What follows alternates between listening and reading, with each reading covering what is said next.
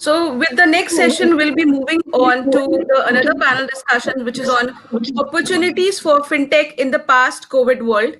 For this, we have Mr. Mukesh Bubna, who is the Chief Executive Officer of Monexco, who will be moderating the session. We also have with us Mr. Gaurav Jalan, who is the founder and CEO of M Pocket, and Mr. Akshay Mehrotra, who is the co-founder and CEO of Early Salary. I would request Mr. Mukesh Bubna to please start with the session. Over to you, Mr. Mukesh. Thank you, Hina. Thank you. I would like to welcome Akshay and Gaurav to the panel. Uh, in the next 30 odd minutes, let's have some live discussions on the key things which we have seen in our lives, once in a lifetime black swan event, COVID. So let's start with the first discussion part: pre-COVID, COVID, and post-COVID. If you could describe your journey, Akshay, if you can start with you, and then I can bring Gaurav, and then we'll take on questions from there. Sure. Thank you, Mukesh. Hi, guys.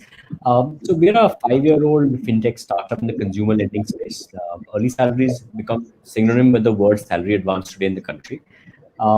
We have done close to 1.8 billion loans disbursal. We have done above 3,000 crores. And typically pre-COVID, we were doing close to 130, 140 crores in a month. I think at the fintechs and NBFCs and banking category has gone through many storms the last 18 months. We went through 2 NBFC crises, 2 banking collapses, then through COVID. So I think we are very hardened as a business model to really prove what we're doing is good or bad. Let's look at the highlights of the pre-COVID era. So we saw hyper growth last year. As a company, we grew by 5 times. And we were able to cater to almost 80,000 customers a month. So high volume trajectory and volumes taking place. In the COVID time period, 2 things happened. One, there was a lot of uncertainty in business, and we had to make sure that we run business operations in a very clean manner. We continued to lend during the entire COVID crisis. Of course, our norms were higher and were quite high. So the 120 number came down to, let's say, 60 crores a month. So we were disbursing half the value. Also, our balance sheet degrew because we controlled the customer quality, etc., consciously. I would say whatever during COVID provisioning losses were sub $1.5 million, which is quite low for someone who does our volume. The second part here was the comeback. The comeback resulted in 2 components. One was the impact of moratorium. While classical banks and NBFCs had 35 to 75% of the customers going into moratorium, for us, 13% of our customers went into moratorium, and we got 85% of people who came out during the moratorium window itself, which meant that we had less than 2.5% of our portfolio going into DPD cycles, which meant that we could go back to focusing on growth again. Coming out of the crisis, we have come out much stronger. Last month, we did more than 120, and this month, we're already trending at 130, 140 crores. So we're back at pre-COVID numbers. We have started accelerating balance sheet growth again. We're almost adding 35 to 40 crores monthly to our balance sheet today, which means that both supply side is available. We are able to raise debt. Every month, we're able to add almost 25, 30 crores of debt and grow as a company. The second component is with the portfolio quality. Portfolio quality is actually 30% better than pre-COVID numbers. The customer quality now coming in is better. And we are seeing customers are cautious about how many loans they're running. They don't want to over-lever themselves. And it's very important to run businesses like that. I think the crisis also taught us 2 things. You can't be monoline focused. We need to have a multi-line product strategy. We decided to launch our capability of doing midterm 24 months. We become quite strong in that.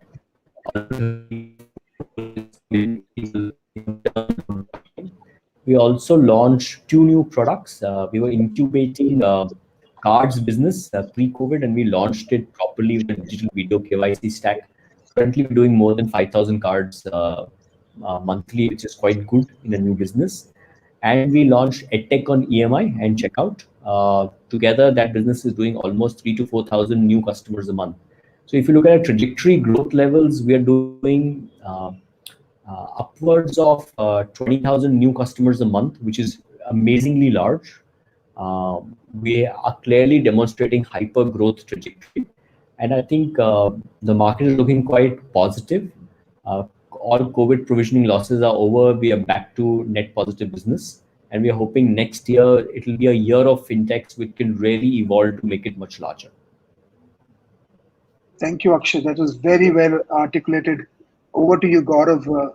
If you could give that color, pre-COVID, COVID, and post-COVID, how is M Pocket doing?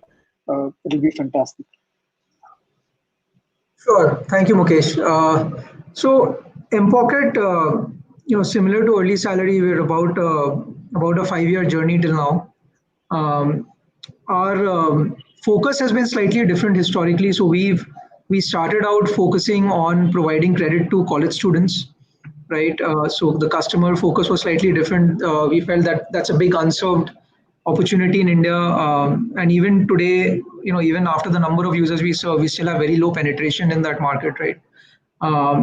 So our product has been designed to cater to that segment. So it's typically been a very small ticket loan, right? Our loans start at 500 rupees, and the average ticket size tends to be in the 3 to 4,000 rupee range, right?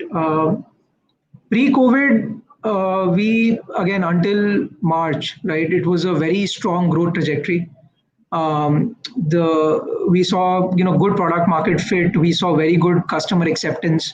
A very large percentage of our kind of new users used to come through, and even currently come through organic channels, right? Organically and through referrals. So the business was growing very strongly. All metrics were looking very positive, very good acceptance.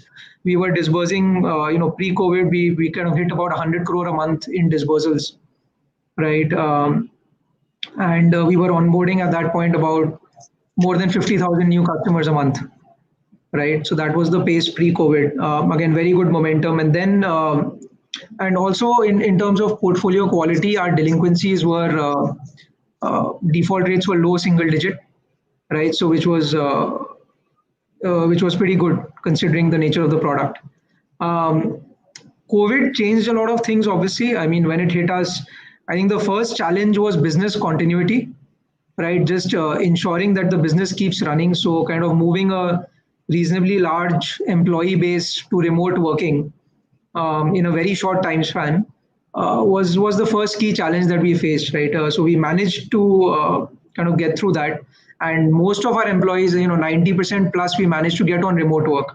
There were about 10% that we couldn't get on because either they didn't have internet connectivity where they were staying, or various other issues, right? But 90% plus we got on remote working.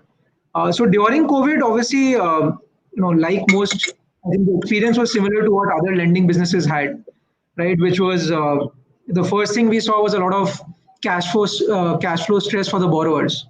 Right. So clearly, I mean, people were didn't have the money to repay.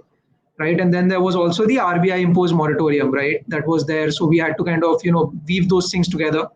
So for us also, again, the number of users who fell into moratorium, given the nature of our product, was not very large. But obviously delinquencies went up, right? And but then the good thing is that what we saw was coming out of, and okay, the other thing I should mention is that we also reduced disbursement significantly during COVID because we changed our underwriting parameters, tightened them. Again, because we didn't want to over-indebt borrowers, we were very careful about how much money we were lending, etc. Right? So compared to the pre-COVID era, basically disbursements were much lower. Again, down roughly to the tune of about 50%. But what we kept disbursing money, so we didn't completely stop disbursements, and we also kept on onboarding new customers even during COVID, right? Because our belief was, even though we were not as aggressive, so our new user acquisition rate dropped dramatically, but we kept onboarding because the idea was that we didn't want to kind of lose that data that came along with this, right? Seeing how people who we onboard during COVID, how they perform. That was something that we felt as a business was important, and therefore we kept that channel open. We didn't completely stop new users from coming on board. Post-COVID, we've seen a good bounce back, right? So I would say our delinquency rates, even though they didn't go back to pre-COVID levels, they came close. So I think things are, definitely normalizing.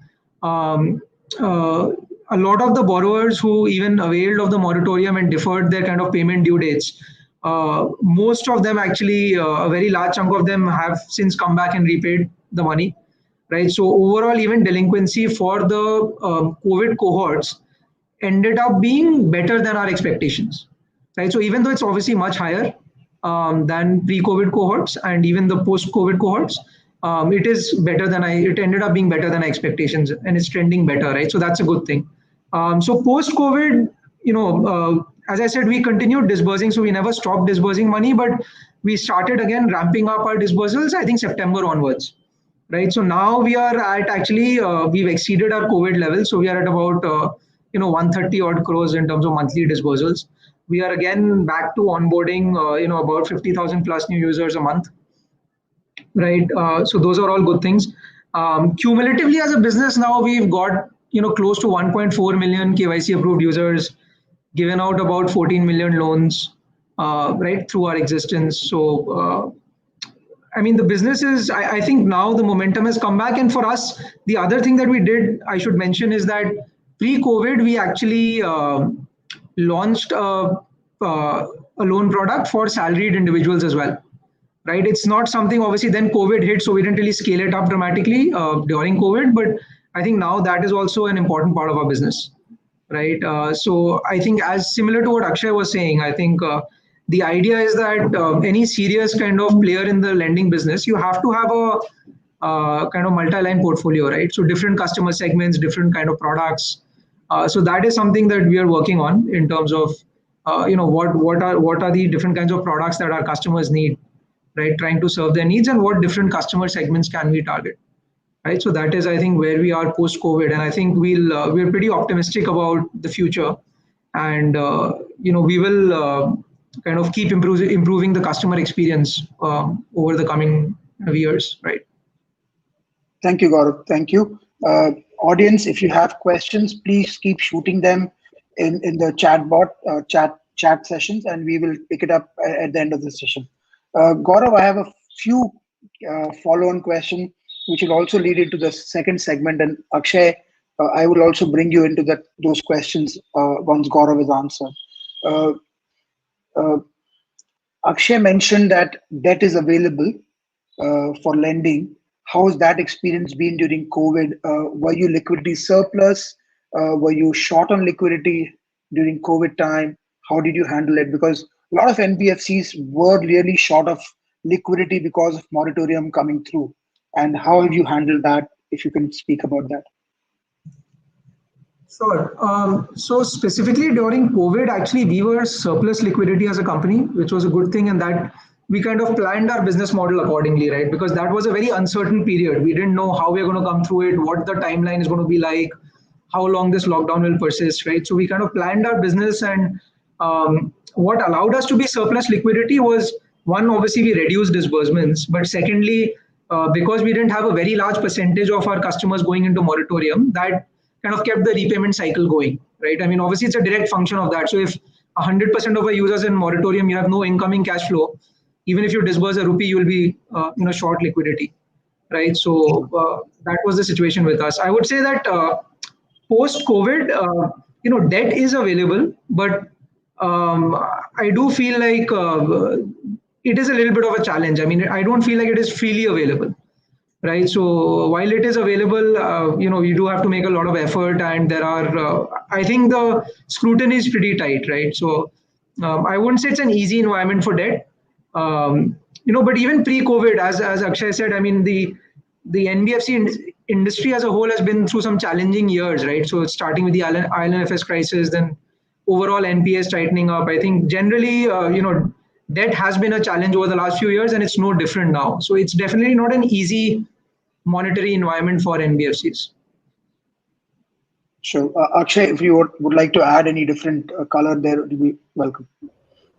So I think there were three components. One was, it's very difficult to raise debt always, and it's a continuous debt raising piece. I would say the good parts are, I think if your portfolio quality is good, you can raise debt. What we have seen is consistent flow of debt coming in from many players. What we haven't seen is cost of capital come down in a dramatic manner. and there's no separation between good quality lenders and not such good quality lenders. So all of us end up borrowing fairly expensive, right? So, and that's where the margin business changes, where the TRTO effect didn't trickle down to digital lenders. The second part was lack of morat available to lenders themselves. While we had to give morat, we couldn't claim morat, and that created a little bit of cash flow issues for some of the players. I think we were fortunate because we had raised another round just in January, so we had extra liquidity. We were uncertain should we return back even if there was a prepayment penalty on some of our loans, so we held back the cash. It is good to carry a few hundred crores on your balance sheet extra. It just shows more stability. You do lose the spread income losses which happen, but I think it's a cost of business that you do, right? Anyways, lending businesses are not built for short run. I believe anyone entering the digital lending or physical lending space has to look at a 10-year horizon. As every cycle, and there is a cycle every 5 years, a large cycle gap every 10 years. If you can survive through those, you come out as a much stronger company. Today, I think we have maintained our rating for the last 3 years at a stable rating, which means that customer quality is good. I don't think we have a comparison between us, fintechs, NBFCs, and bank. Actually, we feature somewhere between a bank and an NBFC. So actually, it's quite a good portfolio that we are running in.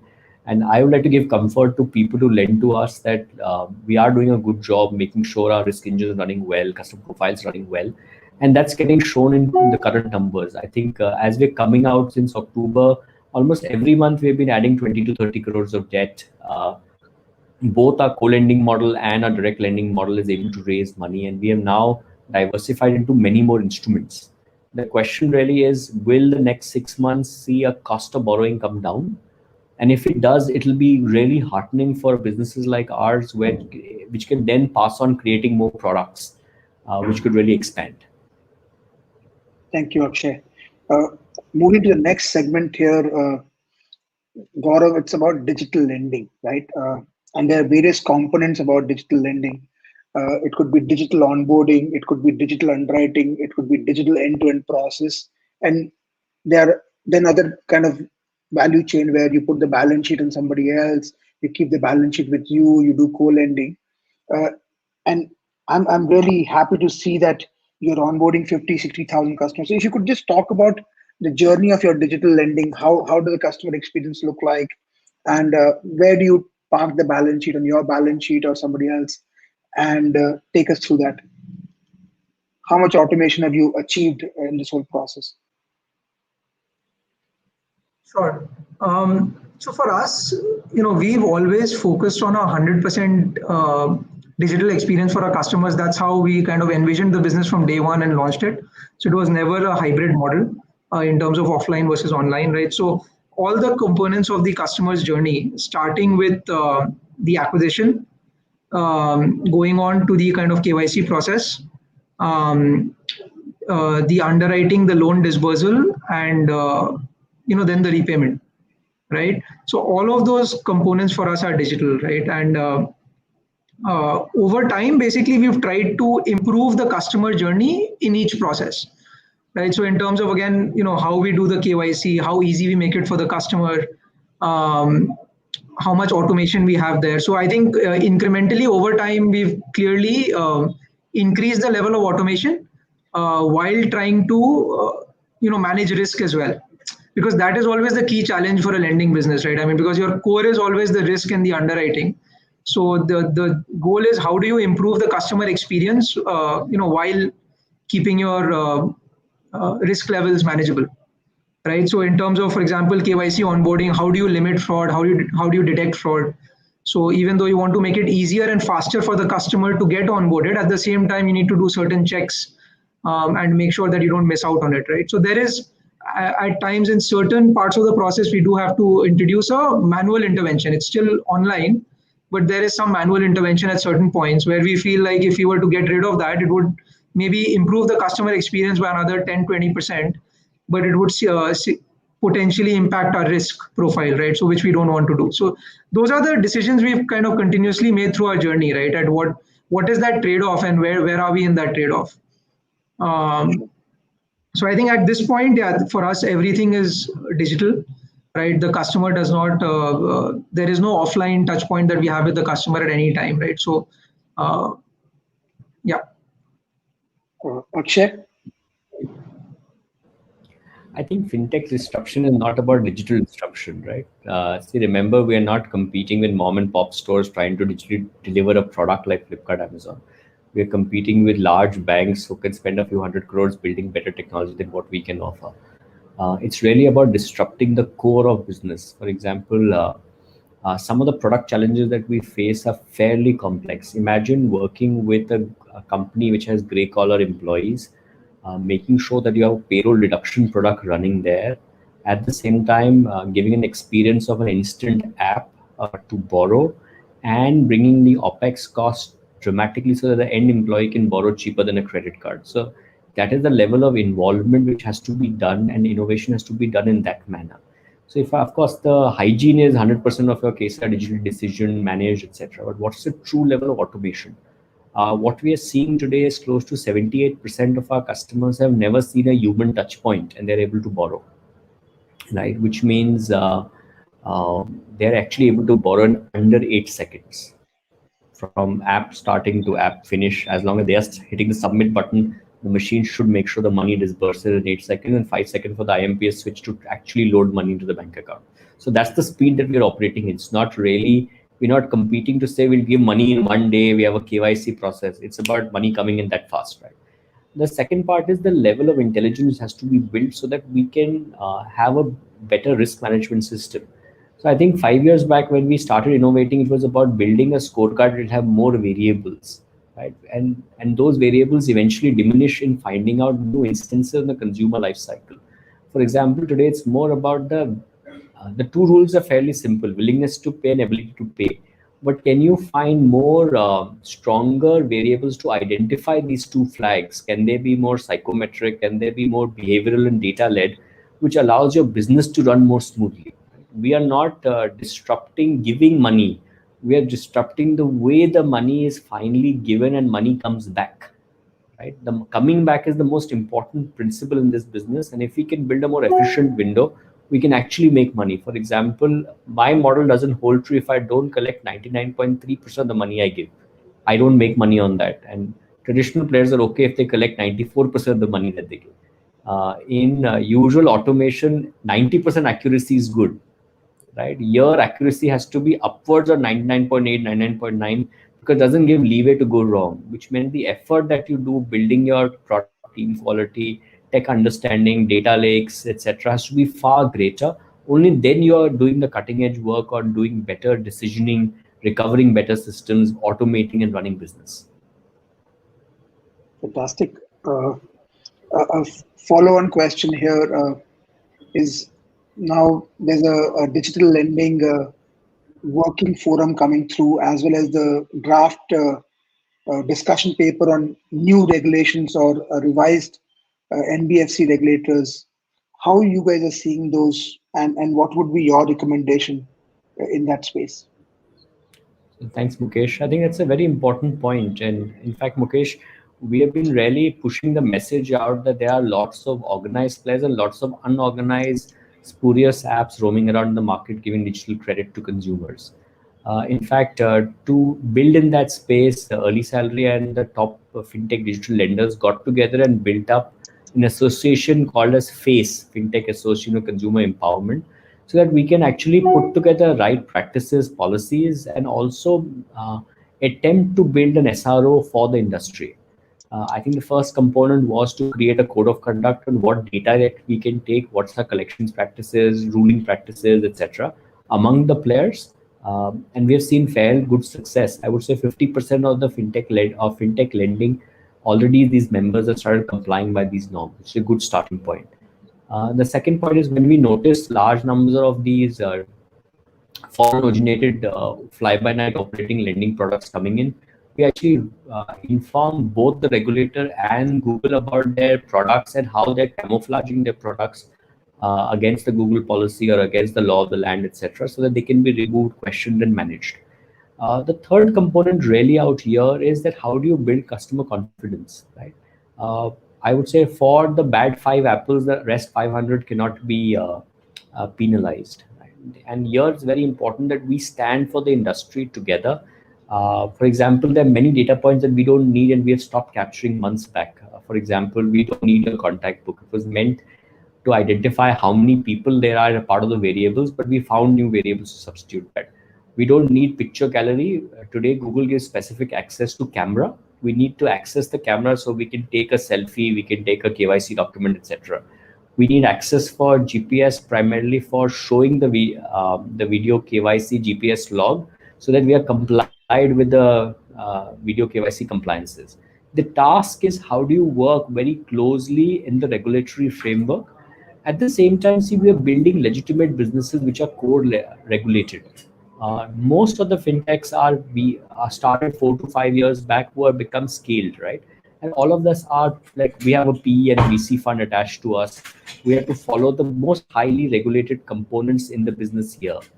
The second part of this business is to say we have rated NBFCs in the group so that we can lend cleanly, and the regulator has a clear eye. What we are doing is correctly structured. And what we have seen is the grievance mechanism. So we have been able to make sure that we have an internal grievance mechanism addressable to a customer escalation, and the customer can address the regulator through ombudsman, and we have a 24-hour tag to revert on that. The important part is that we have not seen aggressive customer behaviors which were incorrect. We've also seen the regulator clearly marking out who are the good boys and who are not the good boys. So asking us what should be our answers, how do we help improve the industry? And I would say that's the right way to do it. We are innovating. Innovation is complex because you have to think about new things to do. Some of those thinking are the gray. But I would say, how do we build more confidence to the industry? If the banking industry can be really exploded, I would say it's a huge opportunity for mass India. India is the most underpenetrated credit market. For example, credit card is just 1% of India uses it. In a market like China, 72% of people use a card, right? So that's the huge opportunity. Yeah, can we build products which are available to masses, and can we make sure they are in the full regulatory framework? So all thing with the regulators taking place is excellent. We want to contribute and we want to be regulated. That's the most important part. And we want the law of the land to be extremely crystal clear for both the players and the consumer so we can build good businesses around. Thank you, Akshay. Gaurav, your request, if you had a couple of requests to the RBI on digital lending, what that would be? So sure, I mean, so look, broadly, the first point is what Akshay mentioned, which is that the digital lending industry it's still a new industry, it's an infant, right? I mean, the entire industry is like 4 or 5 years old practically, right? So, and because it's a new industry, there are, as of now, no specific regulations around digital lending, right? I mean, the digital lending players have been operating within the current frameworks. But the big picture is that there is a tremendous opportunity to increase credit penetration in the country.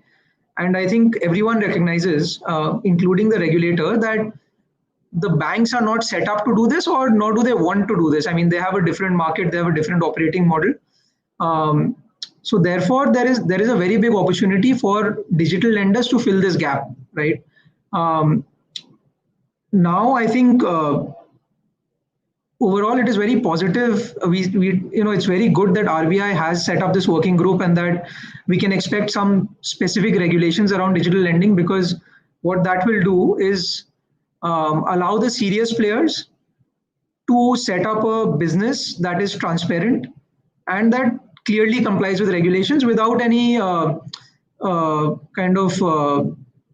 without being in a gray area, right? And not being sure about what we're doing. So even as a business, we will be sure that the actions we're taking, the way we've structured our business and the way we're approaching it is compliant with regulations, and customers will also be more confident that the people who continue to operate have the sanction of regulators and are therefore operating in a proper manner. So I'm quite hopeful and I'm quite confident that regulators will take both sides into account, right? So the idea is to come out with regulations that enable the industry to grow, but at the same time, protect consumers by, I think, primarily by promoting transparency. I think that probably will be one of the key goals of whatever regulations come out, right? That will be the foundation of it. Because eventually, I think it is up to individual players to innovate, right? I mean, that is how this industry has come to the stage today. So I think all of the different companies operating in this space have different business models. They serve different types of customers. Their products are designed differently to serve different needs. So I think having that innovation continue is very, very important, right? Because that is how we'll be able to serve the economy better. So I think the key challenge for the regulators is how do you create regulations that continue to encourage this growth and innovation, but at the same time set clear rules so that serious players can operate and the customer is protected. And I think this will eventually help again from also a fund availability perspective, right? So I think once there are very clear regulations around the industry, I think capital, both in the form of debt and equity, will probably be more easily available, right? Because again, the investors will be more comfortable with the risk they are taking, right? Because they know now that the industry is much more regulated, right? So I think that should help as well. So I'm hopeful that post regulations there will be eventually the cost of capital that Akshay was talking about, and that is something that is a challenge for all of us. Hopefully that will get addressed, right? And the cost of capital for us will start coming down. Thank you, Gaurav. I'll open up for questions. I don't see anything in chatbot chat's window. Is there anything coming up there, guys? Hina, I'll give a couple of seconds. But Gaurav, I have a question for you and Akshay too. Gaurav, you have some painting behind you. Can you tell us what that is and why that is there behind you? Akshay, do you have a painting in your office? So this is a painting done by my wife. So I guess I didn't have a choice to put it up. Lovely. Aside, that's a unicorn, and I mean it's topical as well. And my wife has painted it as I said, so I put it up there, and it's a beautiful painting, I think. Right? So, I Indeed, it's very beautiful, sir. And I hope a great success to you. A student segment doing 100 crores a month. I don't think so anybody's aware how big your business has been. Akshay, anything you want to share? Last few words before we bring this panel to a conclusion. I think the most important part of the part for the audience here would be that sheer confidence in the category. I think the consumer lending space in India is growing really fast. Fintech innovation allowed product line which have come in, which no one could ever think about doing a sub 100,000 rupee loan in seconds, making sure the delinquency is extremely low, is a great number being demonstrated across the board by most fintechs today. And innovation is taking place in that line. I think what we need from the audience is really a level of hyper confidence. Similarly, we believe lots of forward lenders to us are on the discussions here also. Do look at how portfolio quality across the board is performing. There is a lot of gems in the business who are doing really amazing work. If you identify them, you'll help them grow really a lot a bit. And third, I think from the consumer side, there's a lot of new innovations that fintechs are doing in product types and actually diminishing what a banking product is and how affordability and ease of convenience comes in the picture. And we are really focusing on those as the new innovations, that how lending is going to get replaced by seamless products causing affordability and convenience. And then that's the new future that we like to invest more at. Thank you, Gaurav. Thank you, Akshay.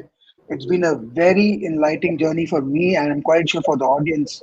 The scale you both have built, the digital arm you've built, and the scale which I'm hoping that you guys will both conquer in your respective segments, moving from a single product to a multi-product, to doing 100 crores back out of COVID one more time, growing the business. Congratulations to both of you. In 5 years, you built a name, you built a brand, and looking forward to both of you as the painting goes, unicorns in the coming years. Thank you. Back to you, Hina. Thank you, team. Thanks. Thank you. Thank you, Mr. Mukesh. Thank you, Mr. Akshay, Mr. Gaurav. Thanks for a wonderful session. With this, we would like to move ahead with the next panel, which is which is over robust security framework for the detection of fraud and operational risk. I would request my team member Asif to please bring the panelists on the screen.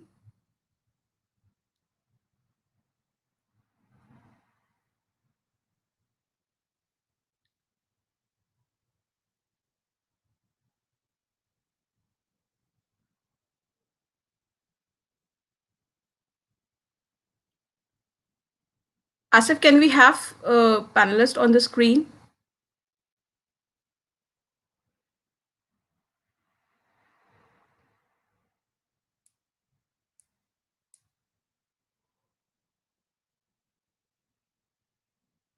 Meanwhile, it takes some time. We can run a short break of 5 minutes and let's get back again over the panel discussion.